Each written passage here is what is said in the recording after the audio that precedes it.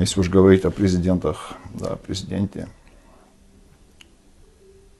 в каком-то смысле человек, избираемый на эту должность, ну, перестает быть обычной личностью. В очень большой степени это символ. Символ справедливости, символ законности, символ безопасности,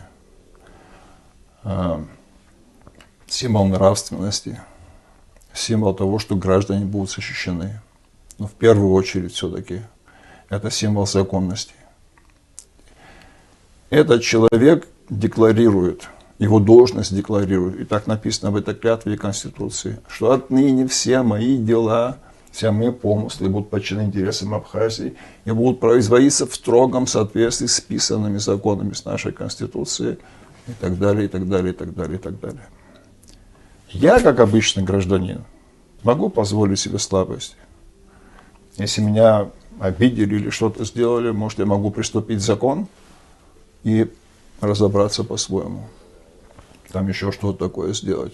Мне эти слабости позволительны, потому что никто не говорил, что абхазсчане гаранты Конституции. Понимаете? Я не давал никаких клятв.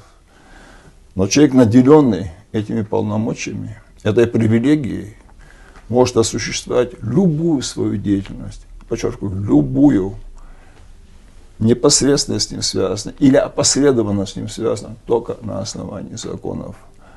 И это тоже должны понимать представители тех родов, которые в каком-то смысле его туда делегировали. И они должны понять, что на это время, пока он занимает этот равноудаленный для всех абхазов пост, он может себя вести только в соответствии с законами. А значит, они не могут ему оказать никакой внезаконной поддержки.